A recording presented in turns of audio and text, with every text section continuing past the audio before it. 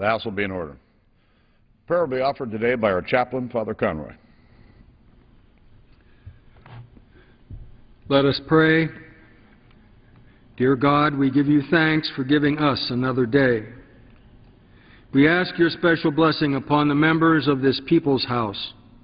They face difficult decisions in difficult times, with many forces and interests demanding their attention. Give them generosity to enter into their work. May they serve you in the work they do as you deserve. Give of themselves and not count the cost. Fight for what is best for our nation and not count the wounds. Toil until their work is done and not seek to rest. And labor without seeking any reward other than knowing they are doing your will and serving the people of this great nation. Bless them, O God, and be with them and with us all this day and every day to come. May all that is done be for your greater honor and glory. Amen. The Chair has examined the journal of the last day's proceedings and announces to the House his approval thereof. Pursuant to Clause 1 of Rule 1, the journal stands approved. For what purpose does the gentleman from Texas rise? Mr. Speaker, pursuant to Clause 1 of Rule 1, I demand a vote on agreeing to the Speaker's approval of the journal. Questions on agreeing to the Speaker's approval of the journal? Those in favor indicate by saying aye. Those opposed, no. Opinion of the Chair, the ayes have it. The journal is approved. For what purpose does the gentleman from Texas rise? Mr. Speaker, I ask for the yeas and nays. Yeas and nays are requested. Those favoring a vote by the yeas and nays will please rise. Sufficient number having risen, the yeas and nays are ordered. Pursuant to Clause 8 of Rule 20, further proceedings on this question are postponed. Pledge of allegiance today will be led by the gentleman from Missouri, Mr. Kleber. Please stand. I pledge allegiance to the flag of the United States of America and to the republic for which it stands, one nation, under God, indivisible, with liberty and justice for all. The Chair lays before the House the following communication. The Honorable the Speaker, House of Representatives, Sir, I have received the following correspondence regarding the election of Janice Hahn to fill the vacancy of the 36th Congressional District for the State of California.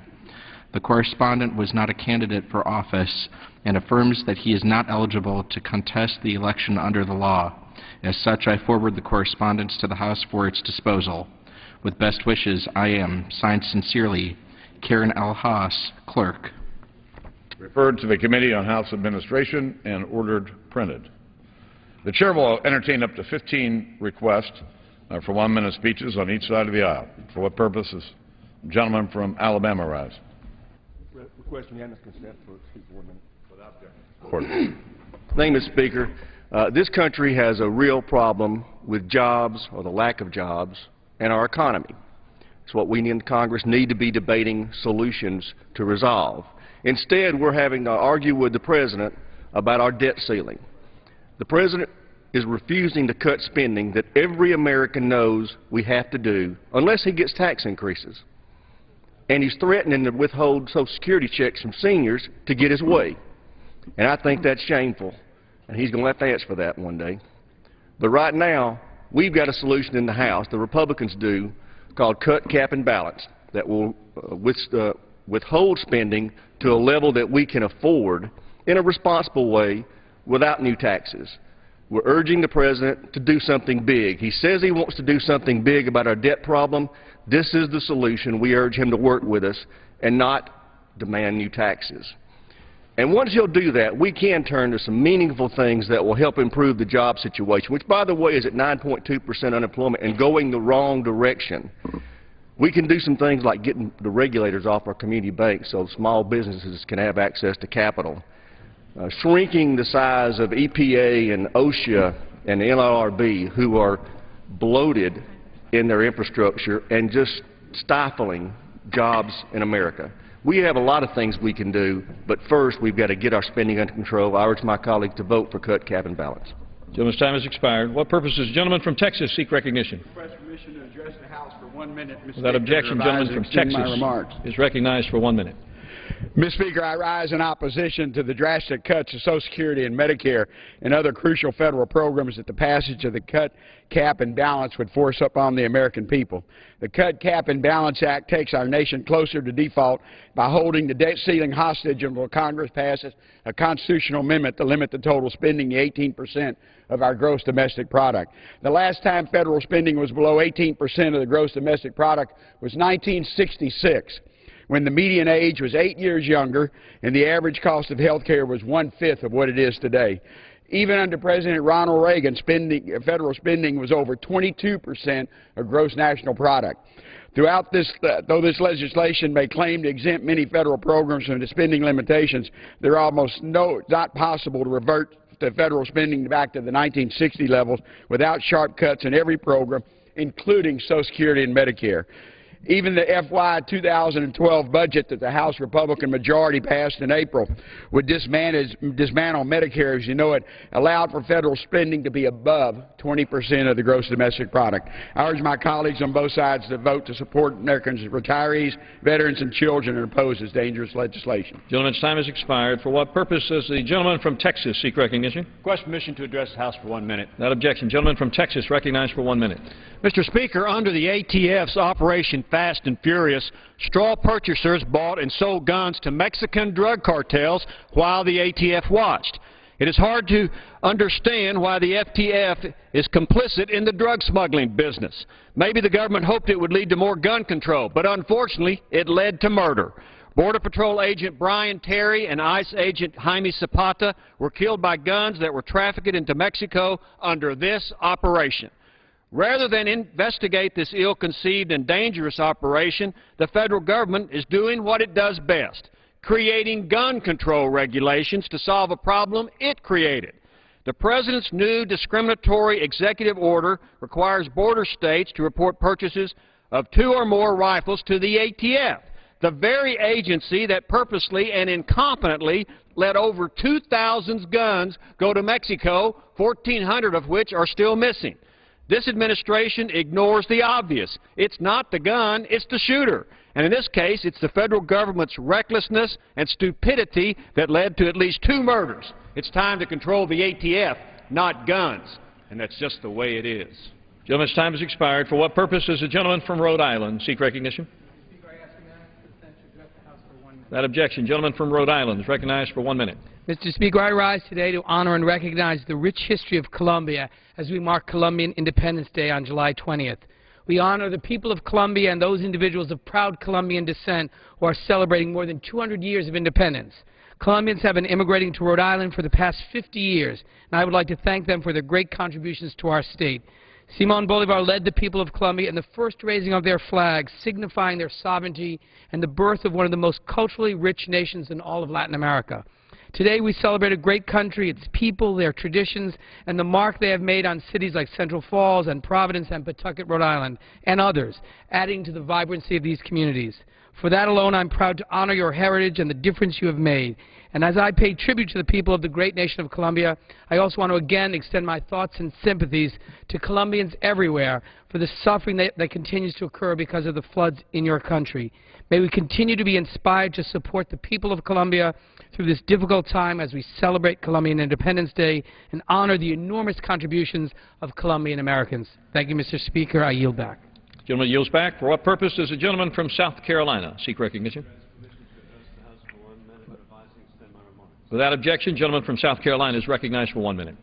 Mr. Speaker, today we will have the opportunity to vote for a solution on the impending debt ceiling issue in Washington. The Cut, Cap, and Balance Act of 2011 will cut $111 billion of spending next year. It will cap the total federal spending for the next 10 years, and finally it will require the passage of a balanced budget amendment before raising the national debt limit. This year the federal government will spend twice the amount it spent just 10 years ago. The government has a spending problem. It is not a lack of revenue, and it must be addressed to protect senior citizens. Where are the Liberals' plans? It's been over 800 days since the Liberals passed a budget in the Senate. The President's failed plan does not cut spending. Instead, it just raises taxes in a recession, killing jobs. I hope both parties can come together to enact the Cut, Cap, and Balance Act, which I am grateful to have co-sponsored, to benefit the young people of our country. In conclusion, God bless our troops, and we will never forget September 11th and the global war on terrorism. For what purpose does the gentleman from California seek recognition? Without objection, gentleman from California is recognized for 1 minute. Mr. Speaker, last year the Republican colleagues ran their campaign on the slogan, "Where are the jobs?" It's been 28 weeks since the Republicans took control of the House, and the question still remains, where are the jobs? We all know that the Bush tax for the wealthy failed to create new jobs. They fooled the public once. It ain't going to happen again. Now, instead of working to create jobs, Republicans are holding our country hostage, taking the debt limit talks to a brick.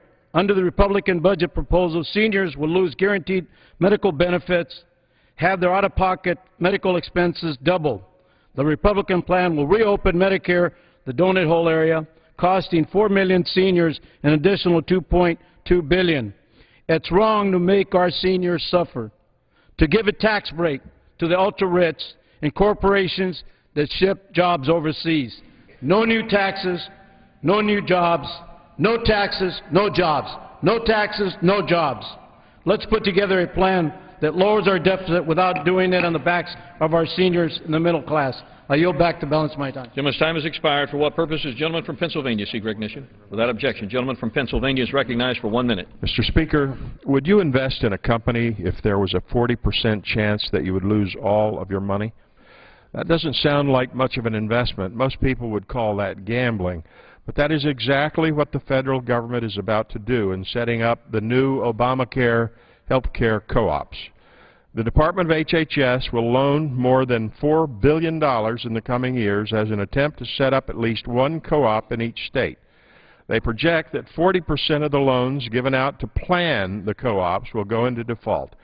35% of the loans to keep the co-op solvent are also projected to go into default.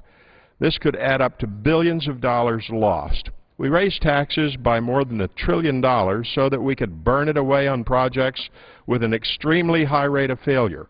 When we take money away from the private sector and then burn it away on government projects, the result is going to be lost jobs and a struggling economy.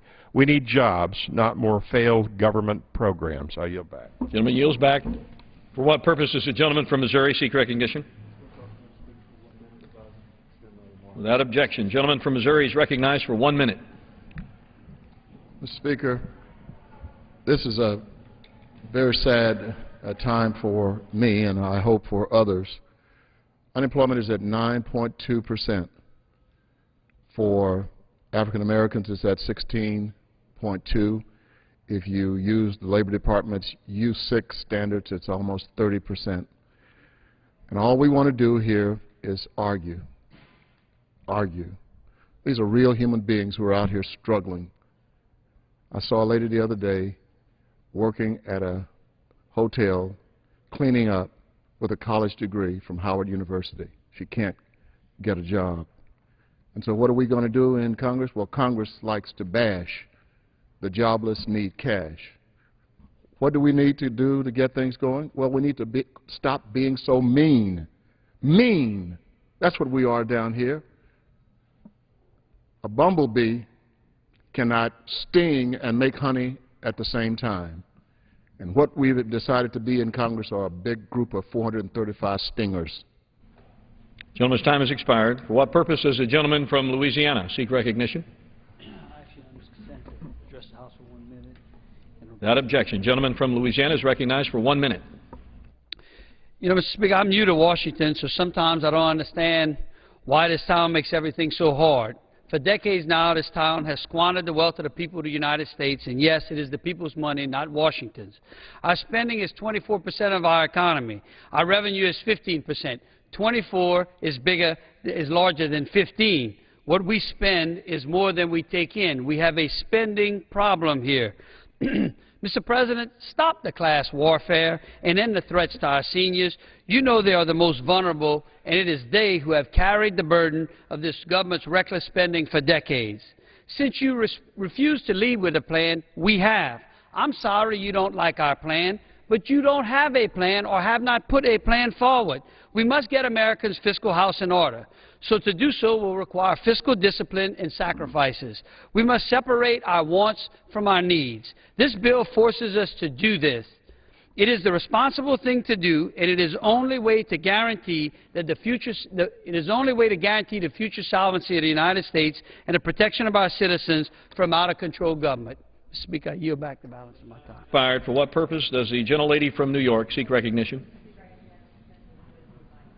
Without objection, the gentlelady from New York is recognized for 1 minute.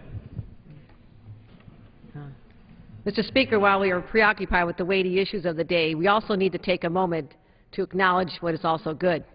Today I'd like to recognize an exceptionally strong and inspiring group of women, the United States women's soccer team.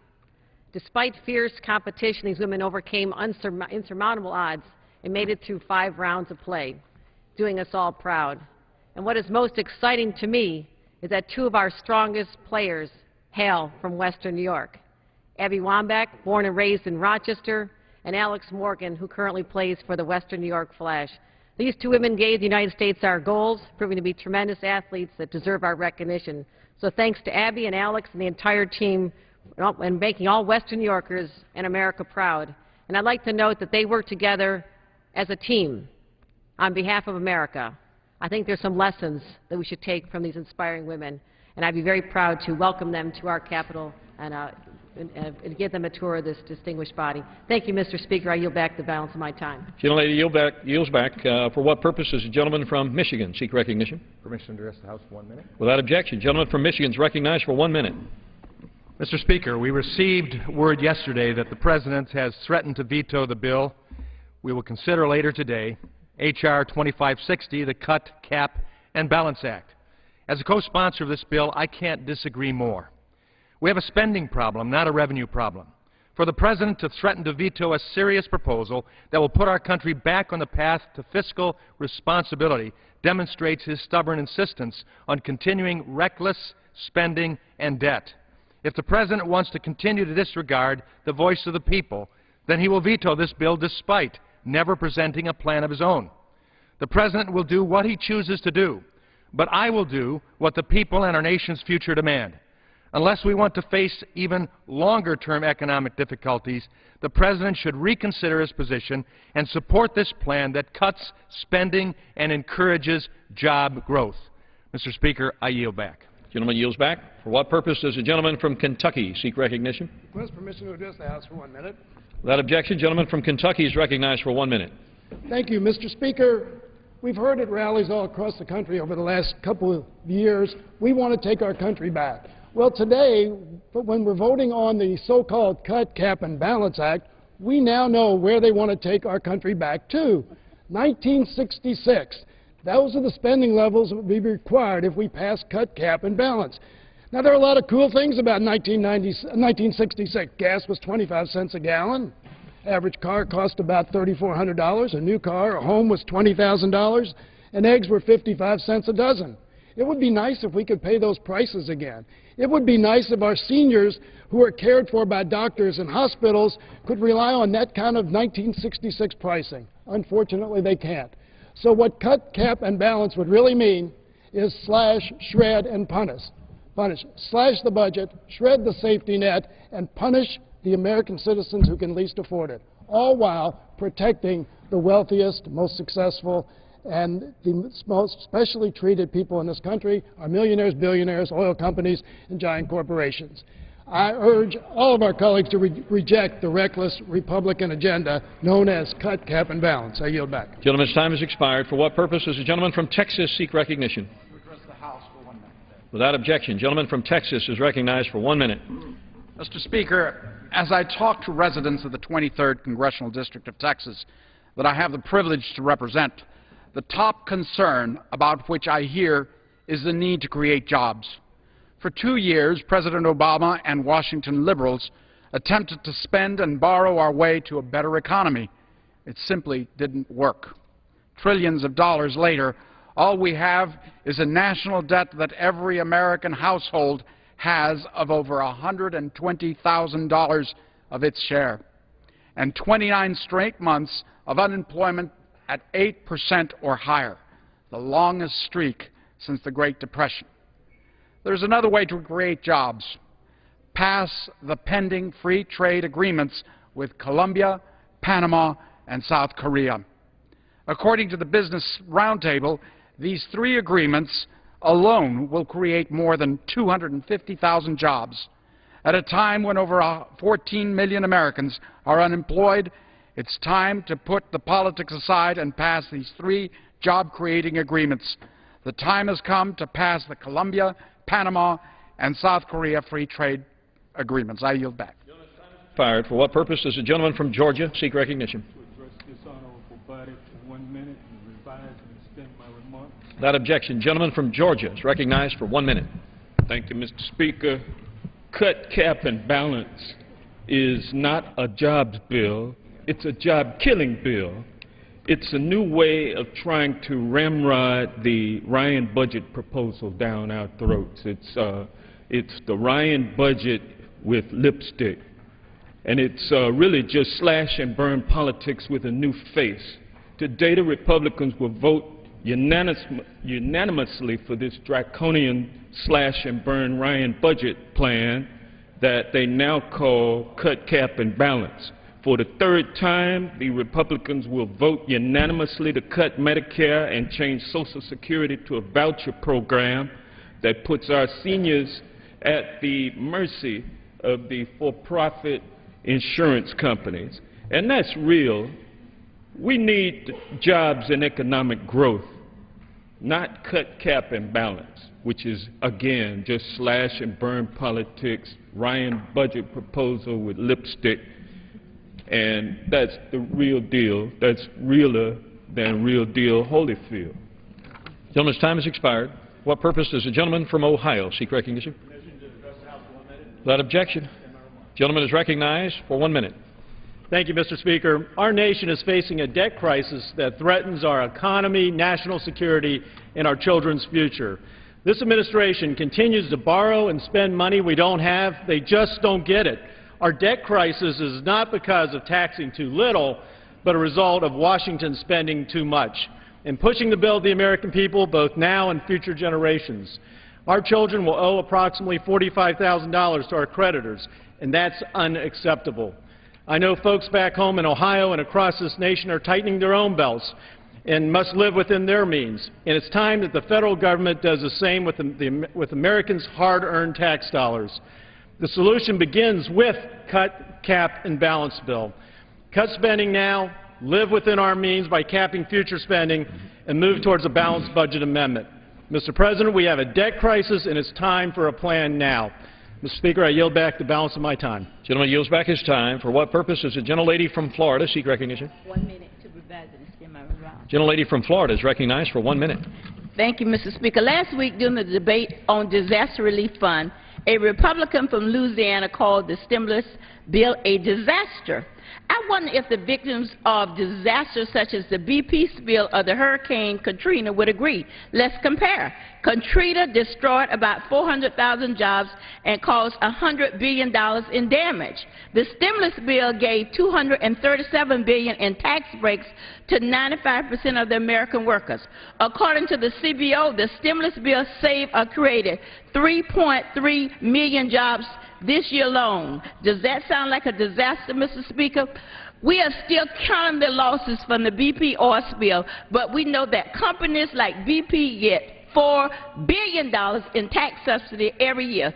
That's what I call a disaster. On the other hand, the stimulus bill saved over 400,000 jobs, over 6,000 of those educational jobs in Louisiana and 48,000 in Florida. Does that sound like a disaster to you? Today I placed in the congressional record the latest breakdown of the educational jobs saved by the stimulus. Thank you. Gentlelady's time has expired. What purposes does the gentleman from West Virginia seek recognition? Without objection, gentleman from West Virginia is recognized for 1 minute. Thank you, Mr. Chairman. The size of our debt is the greatest threat to our nation's economy, and it inhibits the creation of jobs. Jobs needed in West Virginia and all across America. But there is a plan to correct this. The Cut, Cap, and Balance Act, which I'm co-sponsoring, lays out a clear and responsible vision for solving our debt limit crisis. President Obama must realize that his request to raise the debt ceiling without fundamental spending reforms is a non-starter. I won't deny that the President inherited a bad economic situation, but he made it worse.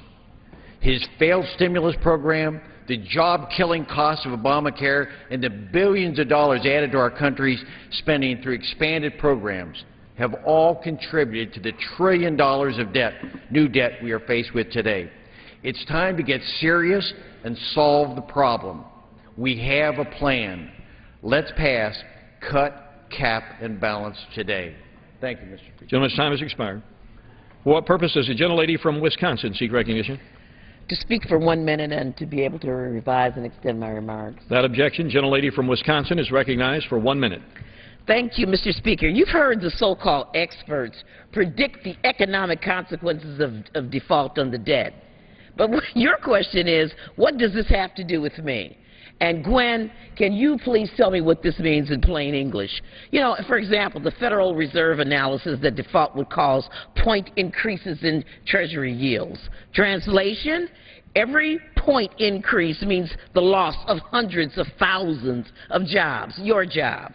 The economist William Seyfried said a 1% change in GDP growth correlates with 0.4% total employment change. Translation, every percentage loss of GDP means 640,000 lost jobs, your jobs. Default permanently raises the interest rates, says J.P. Morgan, and they estimate that interest rates could rise 75 to 100 basis points. Translation, mortgages rise $1,000, credit card interest rise by $250, and the decline of the value of the dollar. Translation, $182 extra on your utilities, $318 a year on food, $100 a year more on gas. Do you get it? Gentlelady's time has expired. For what purpose does the gentleman from Colorado seek recognition?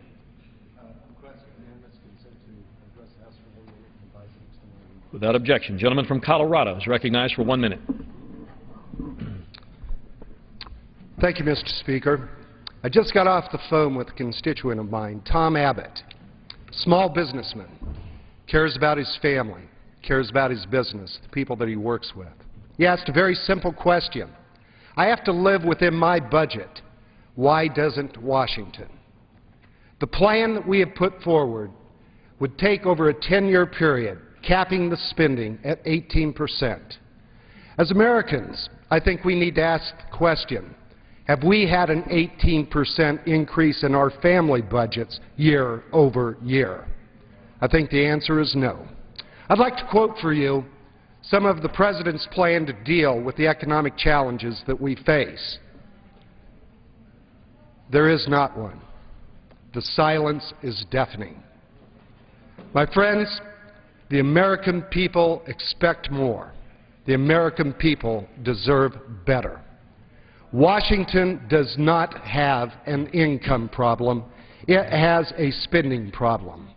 And the time for us to speak on behalf of the American people is now. Gentleman's time has expired. What purpose does the gentlelady from Hawaii seek recognition? Speaker, I request unanimous consent to address the House for 1 minute. Without objection, gentlelady from Hawaii is recognized for 1 minute. Thank you, Mr. Speaker. July is a month to celebrate birthdays. Of course, the independence of this nation and the 46th birthday of Medicare.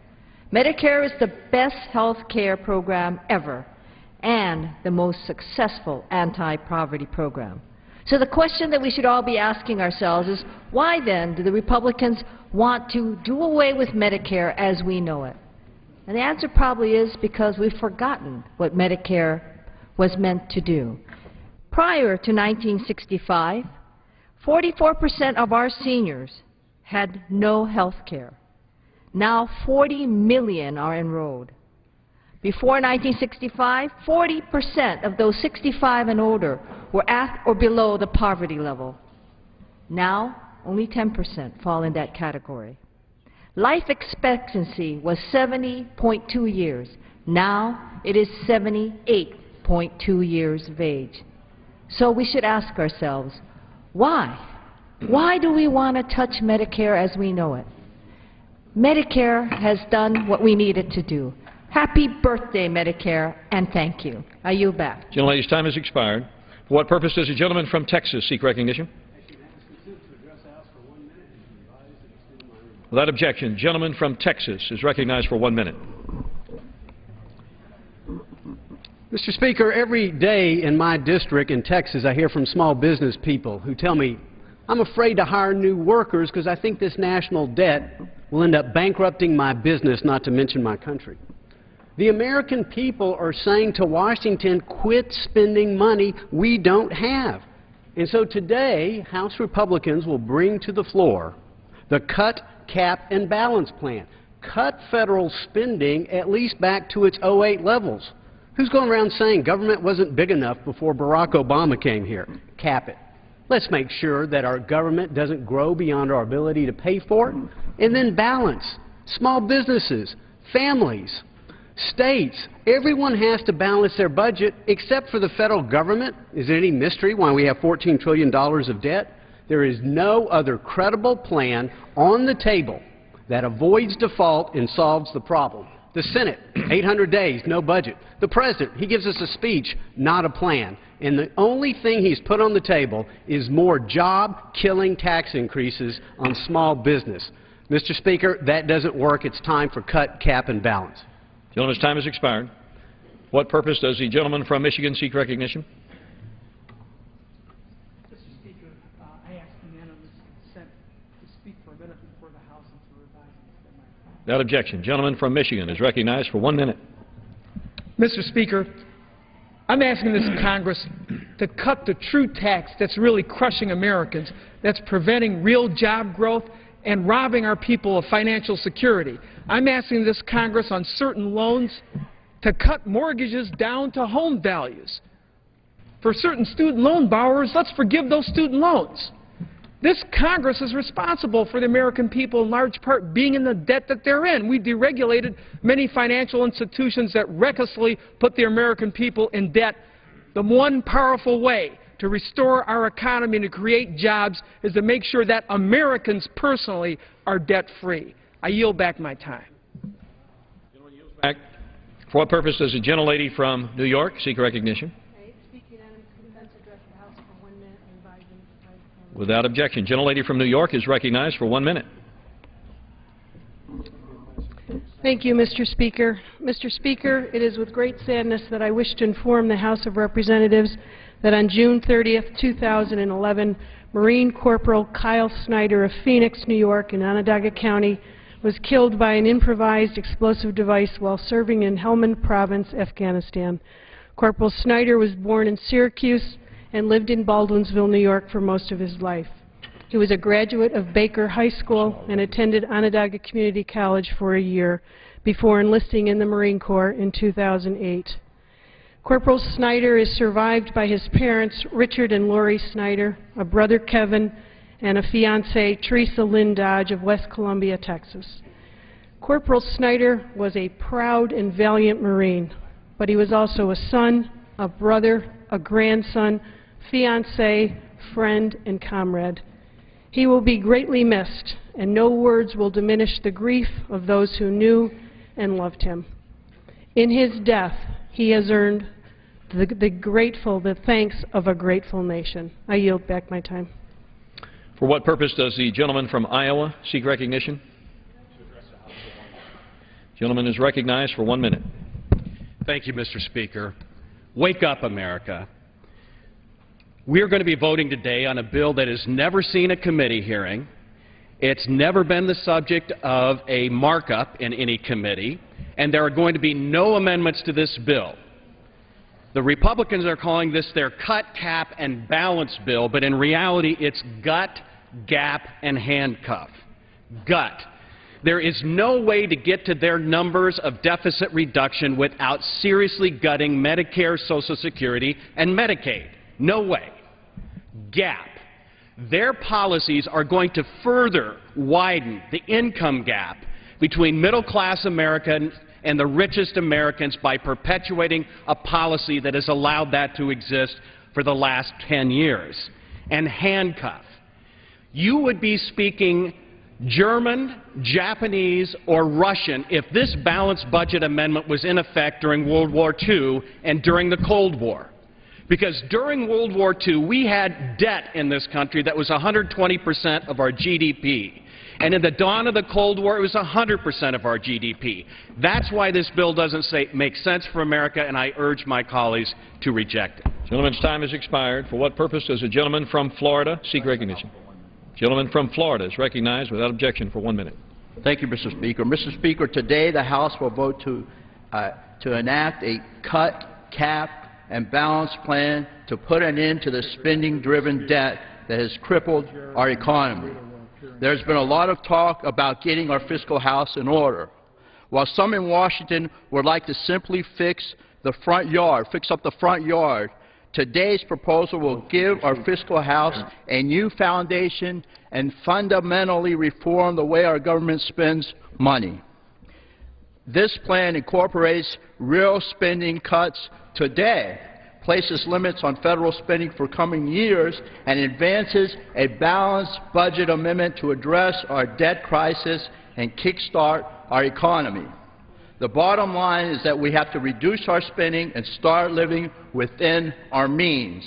This crisis is not just a problem for the future, it is hurting job creation today. We must focus on establishing an environment that will help create jobs. The cut, cap, and balance plan does just that. I yield back the balance of my time. Thank you, Mr. Speaker. Gentleman's time has expired. The chair will receive a message.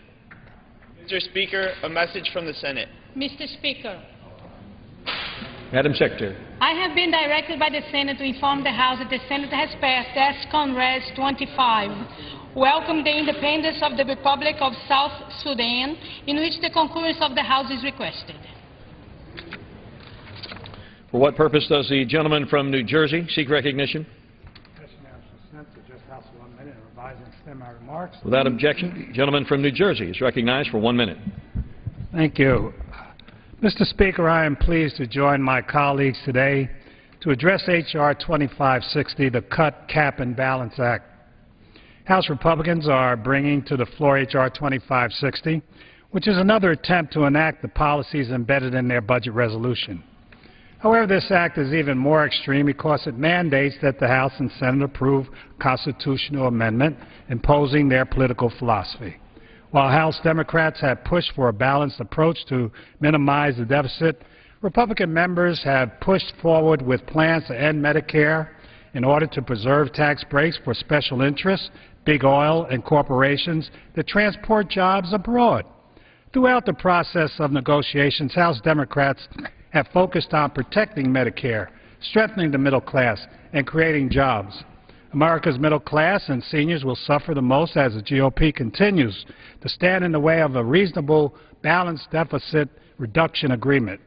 The national unemployment rate is down to 9.1%. However, 8.8 million jobs were lost, and so I ask that we reject this bill coming up. I yield back the balance of my time. Gentleman's time has expired. For what purpose does the gentleman from Florida seek recognition? Without objection, gentleman from Florida is recognized for 1 minute. Mr. Speaker, 49 states do it, counties do it, cities do it. Now it's time for the federal government to do it and to pass a balanced budget amendment. It is about passing a balanced budget amendment and getting this nation back on track to meet our obligations, our spending obligations, but also to match it with what we bring in and collect in taxes and revenues. Mr. Speaker, it's time for a balanced budget amendment. Gentleman yields back his time. For what purpose does the gentleman from Colorado seek recognition? Permission to address the House for 1 minute, revise and extend. Without objection, gentleman from Colorado is recognized for 1 minute. Thank you, Mr. Speaker. What's being talked about today in terms of inserting language into our United States Constitution that constrains fiscal policy is nothing more, nothing less than a perversion of our democratic republic. It would take a major power away from the people of this country and replace it with an arbitrary percentage 18, 19.7%, whatever that percentage is that is proposed to put into the Constitution as a percentage of GNP to spend on government takes a basic power away from the people to elect representatives to have those discussions. That's what we're here for. Should it be 18%, 22%, 19%, 15%? Let's debate that. Let the House and let the people of this country work their will. To put that into the United States Constitution at an arbitrary figure without a single hearing, without a single discussion besides 1 hour of debate here on the floor of the House is a perversion of the very Constitution that we began this session by reading into the record of the House. I yield back the balance of my time. Gentleman yields back his time. For what purpose does the gentleman from Louisiana seek recognition? The House for 1 minute. Gentleman is recognized for 1 minute. Thank you, Mr. Speaker. Over the last few months, we've heard a lot of speeches about fiscal responsibility. Today here on the House of Representatives floor, we're going to give members of Congress the opportunity to put their money where their mouth is. The Cut, Cap, and Balance plan actually imposes real cuts to spending today. It puts caps on future growth, and it says that we're going to put an amendment in the Constitution that requires the federal government to do what states and families do, and that's actually balance the budget. And yet yesterday the President comes out and says he would veto this plan. Well, of course, this is a president who said he wants commissions to balance the budget, who blames other people for the problems in Washington, who makes you think that it's that corporate jet owners are mysteriously going to balance the budget. This is a real proposal that actually gets us back to a balanced budget, and the President, I think, has shown that he's not serious about addressing the problem of out-of-control spending. It's not that we're taxed too little in this country, it's that Washington spends too much. And Cut, Cap, and Balance actually addresses the problem and puts fiscal sanity back in Washington where it's desperately needed. I yield back the balance of my time. Gentleman yields back his time.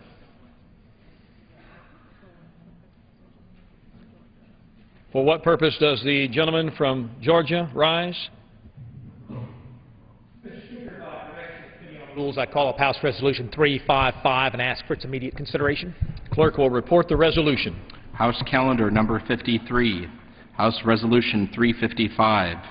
Resolved, that upon the adoption of this resolution, it shall be in order to consider in the House the bill H.R. 2560 to cut, cap, and balance the federal budget. All points of order against consideration of the bill are waived. The bill shall be considered as read. All points of order against provisions in the bill are waived. The previous question shall be considered as ordered on the bill to final passage without intervening motion, except 1, 4 hours of debate equally divided and controlled by the chair and ranking minority member of the Committee on the Budget, and 2, 1 motion to recommit. The gentleman from Georgia is recognized for 1 hour. I thank you, Mr. Speaker, and for the purposes of debate only, I'd like to yield the customary 30 minutes to my friend from Massachusetts, Mr. McGovern, pending which I yield myself such time as I may consume. Without objection, gentleman is recognized. Also, Mr. Speaker, during consideration of this resolution, all time is yielded for the purpose of debate only, and I'd like to ask unanimous consent that all members have 5 legislative days to revise and extend their remarks. Without objection, so ordered. Mr. Speaker, House Resolution 355 provides a closed rule for consideration of H.R. 2560, the Cut, Cap, and Balance Act of 2011. The rule provides for 4 hours of general debate on the underlying bill and grants the minority party a motion to recommit with or without instructions. Mr. Speaker, we're at a similar moment in our nation's history. When I turn on the television, when I read the newspapers, I get a lot of advice. Folks say act. Act to raise the debt ceiling, act to cut spending, act to balance the budget. Mr. Speaker, today we are here to do all of those things. All of those things. Cut, cap, balance. And with it, increase the debt ceiling in order to allow this country to continue its good line of credit. But, Mr. Speaker, that line of credit is not something we can take for granted. It is not something that we can take for granted. Too often, I hear folks come to the floor and say, just raise the debt ceiling. Now, as you know, Mr. Speaker, we've had that vote. We brought a clean debt limit vote to the floor. And I would say, for the sake of all the young people we're blessed to have here in the gallery with us today, Mr. Speaker, we voted no. We defeated that clean debt ceiling to say no. We cannot simply extend America's line of credit. We must take action to bend that curve of debt. Now, that was this House acting, Mr. Speaker. Last week, America's credit rating agencies joined in that debate. I read to you, Mr. Speaker, from Moody's last week. While the debt ceiling has been raised numerous times in the past, and the issue has sometimes been contentious, bond interest and principal payments have always been paid on time. If the debt limit is raised again and default is avoided, AAA rating would likely be confirmed. That's what we hear all too often, Mr. Speaker, but what we don't hear is this second sentence. However, the outlook assigned at that time would very likely be changed to negative unless a substantial and credible agreement is achieved on a budget that includes long-term deficit reduction. To retain a stable outlook, such an agreement should include a deficit trajectory that leads to stabilization and then decline in the ratios of federal government debt to GDP. Mr. Speaker, that may be a lot of bond analysts speak, but what that means in simple terms is if we do nothing as a nation, our credit rating will be downgraded. And if we simply raise the debt limit and do nothing to get a handle on our debt, our credit rating will also be downgraded. That's Moody's, Mr. Speaker. S&P writes the same thing last week. We view an inability to timely agree and credibly implement medium-term fiscal consolidation policy as inconsistent with a AAA sovereign rating, given the expected government debt trajectory noted above. Mr. Speaker, that's what we're talking about today. Just cutting doesn't get it done. We've got some debt limit issues that we've got to deal with.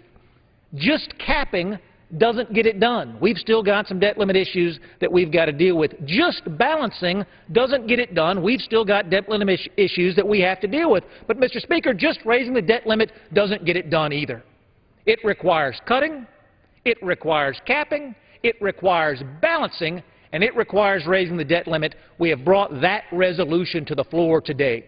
Mr. Speaker, while so many other folks in this town are content to talk, to pontificate, to share their wisdom with absolutely any television camera who will listen, this House moves forward legislation that describes line by line by line in painful detail what we will do to restore America's fiscal house. I'm proud to be a co-sponsor of this legislation. I'm proud to be a member of the Rules Committee that has reported this rule to the floor today. I rise in strong support of this rule, Mr. Speaker, and I reserve the balance of my time. Gentleman reserves his time. Gentleman from Massachusetts. Thank you, Mr. Speaker, and I want to thank the gentleman from Georgia, my friend Mr. Woodall, for yielding me the customary 30 minutes. I ask unanimous consent to revise and extend my remarks, and I yield myself 5 minutes. Without objection, gentleman is recognized. Mr. Speaker, I rise in strong opposition to this closed rule and in even stronger opposition to the underlying bill. This is a closed rule. My friend from Georgia, Mr. Woodall, was on the floor last week telling us how excited he was as we debated a modified open rule for a flood insurance bill. My friend talked about how proud he was of the open process that allowed members to offer germane amendments to the bill. But here we are today, considering legislation that would fundamentally transform the United States economy, gut many of the programs like Social Security and Medicare that millions of Americans rely upon, and make radical changes to the Constitution. And the Republican majority of the Rules Committee has brought it to the floor under a closed rule. No hearings, no witnesses, no markups, no nothing. This bill was cobbled together last Friday night and rushed to the floor just a few days later. I wonder if my friend from Georgia is just as excited about this process, because I'm sure not. Last night in the Rules Committee, I offered my friends on the other side of the aisle the opportunity to put their votes where their rhetoric is and support an open rule. They chose to vote no. Every single Republican member on the Rules Committee voted no. As for the underlying legislation, Mr. Speaker, I can't quite figure out if this is a meaningless exercise in political theater or an actual expression of Republican values. And frankly, I can't figure out which is worse. If it's theater, it would get lousy reviews. Both the White House and the Senate have made it very clear that they have no interest in supporting this bill. It's not going anywhere. Maybe it's just a rotten piece of red meat that the Republican leadership is throwing to their right-wing base in anticipation of an actual agreement to raise the debt ceiling and cut the deficit. If so, it's a complete waste of this body's time. But if the Republican leadership means what they say, that they would like this bill to become the law of the land, it's a frightening prospect. This legislation would result in staggering cuts to programs like Social Security, Medicare, Medicaid, Pell Grants, medical research and infrastructure, all while protecting tax cuts for the very wealthiest Americans and corporations. The bill would require us to cut federal spending as a percentage of GDP to a level not seen since 1965. And we had a very interesting discussion in the Rules Committee last night about the significance of that date. One of my Republican colleagues noted that 1965 was a time when we enacted some of our, quote, so-called anti-poverty programs, end quote. And she's exactly right, Mr. Speaker. Apparently, the Republican leadership would like to take America back to a time before Medicare, before Medicaid, before food stamps and school lunches, before Meals on Wheels and Head Start and Pell Grants. If that's their vision for America, Mr. Speaker, they should have the guts to stand on the floor and say so. But it's not my vision. It's not the vision of the people I represent in Massachusetts. It's not the vision of the American people who believe that in the richest society in the history of the world, we have an obligation to make sure that the most vulnerable among us don't fall through the cracks. At the same time, this bill would go out of its way to enshrine in the Constitution of the United States to protect tax cuts and loopholes for the richest 1% of Americans. Under this bill, Congress would need a mere majority to slash Medicare, but would need a supermajority to close a loophole that gives preferential treatment to owners of corporate jets. Talk about picking winners and losers, Mr. Speaker.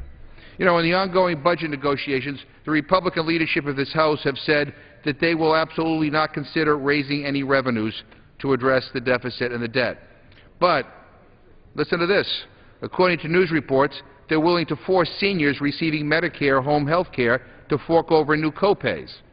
So if an elderly woman in Worcester, Massachusetts, with diabetes has to pay more for a visiting nurse, the Republicans say, so be it. But heaven forbid that oil companies making billions and billions of dollars in profits have to pay their fair share. Maybe they'll call those new copays user fees so that Grover Norquist and the Club for Growth will give them a pass. But tell the woman in Worcester who will be forced to go into a nursing home that her taxes didn't go up. Mr. Speaker, this is an awful, awful bill brought to the floor under an awful, awful process. I urge my colleagues on both sides of the aisle to reject this cynical effort and get back to work and meaningfully address the budget issues facing this nation. Time is running out. We need to get to work to seriously resolve this crisis. Reject this bill. I reserve the balance of my time. Gentleman's time is reserved. Gentleman from Georgia. Mr. Speaker, I'm confused about whether time is running out, about whether we're moving too quickly here today. But to clarify that, I'm pleased to yield 2 minutes to my friend from the Rules Committee, the gentleman from Florida, Mr. Nugent. Gentleman from Florida is recognized for 2 minutes. Thank you, Mr. Speaker, and thank my fellow Rules Committee men, gentleman from Georgia, Mr. Woodall. I rise today in support of both the Rule H-Res 355 and the underlying legislation, H.R. 2560. Mr. Speaker, there's no way to get around it. Washington has a spending addiction. The unchecked, out-of-control spending has gone on for decades. Regardless of what party controlled the White House or Congress, Washington spent, and spent some more. And although throughout this campaign, President Obama promised a net spending cut, that hasn't happened. In fact, he's kept on spending and adding trillions of dollars to our debt, and that's why we're in the situation we are today, debating raising our debt ceiling once again. Mr. Speaker, I don't want to raise the debt ceiling. Instead, I want our nation to get real with the spending and make some changes. H.R. 2560 isn't the easy choice, but it's the right choice. And that's why I'm co-sponsor of this critical piece of legislation. H.R. 2560 raises the debt ceiling, something I'm willing to say most of my Republican colleagues and I decidedly do not want to do. In return, though, H.R. 2560 implements spending cuts for this year and caps for the next 10 years.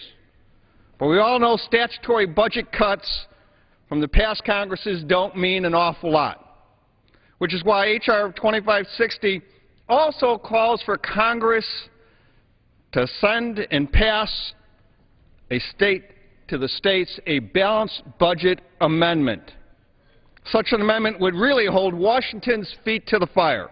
It would mean the U.S. Constitution prohibits the federal government from spending more than it collects. Now that, Mr. Speaker, may I have 30 seconds? Yield the gentleman an additional 30 seconds. The gentleman is recognized for an additional 30 seconds.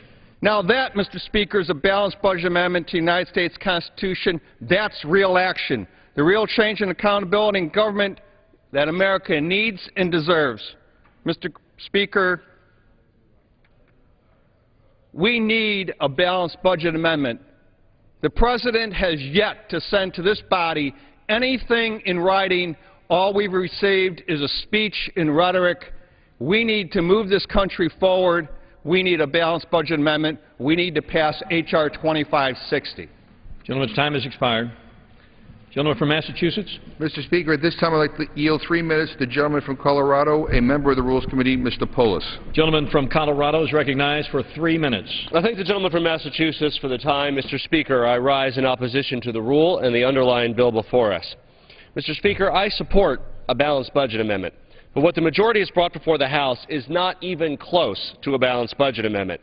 This is a political exercise designed to soothe the feelings of the most radical conservative elements in the House and debase our Constitution and our democracy in the process. Cut, cap, and balance is simply an attempt to slash, burn, and deny responsibility for the deficit and debt limit crisis and distort the nature of our democratic republic, reducing the ability of Congress to represent the will of the voters of this country and rendering elections and the public will meaningless. If we're going to enact a balanced budget amendment, it should be pragmatic. It should be modeled after the type of approach that most states have. States have to balance their budget. Families have to balance their budget. Why shouldn't the United States Congress? Like many people on my side of the aisle, I could support language that would require and enshrine that total outlays do not exceed total receipts. That's what it means to balance a budget, as families and businesses across America know. Instead, the proposal before the House is a recipe for tying the nation's budget policy in knots and handing power over the budget process to a minority of the House members or unelected federal judges. It would make the entire Congress cease to function as a representative body by locking them into certain percentages, arbitrary percentages that were set without a single hearing or any process in our United States Constitution as a public expenditure share of GNP. If you require a supermajority for even the smallest possible increase in revenue, you've essentially ensured that all the major pieces of legislation that Congress has passed would never have passed. If this amendment were in place in 1965, Congress never would have passed Medicare. In 1993, we wouldn't have passed President Clinton's deficit reduction plan and balanced the budget, or the 1997 balanced budget agreement under President Bush. Furthermore, the spending caps that this bill sets for spending are completely arbitrary. They're pulled out of thin air. They bear no relations to our national needs now or in the future. A balanced budget amendment must treat outlays and revenues equally, not bias one or the other in the Constitution itself, our fundamental governing document. The majority is not only ignoring the realities of basic math, they're turning their backs on the pledges of an open process. This bill was brought to the floor rapidly through a Rules Committee yesterday without a markup, without hearings, without witness testimony, and without allowing amendments from Republicans or Democrats. A bill of this magnitude, with such far-reaching consequences for our democracy itself, should be treated more seriously than this.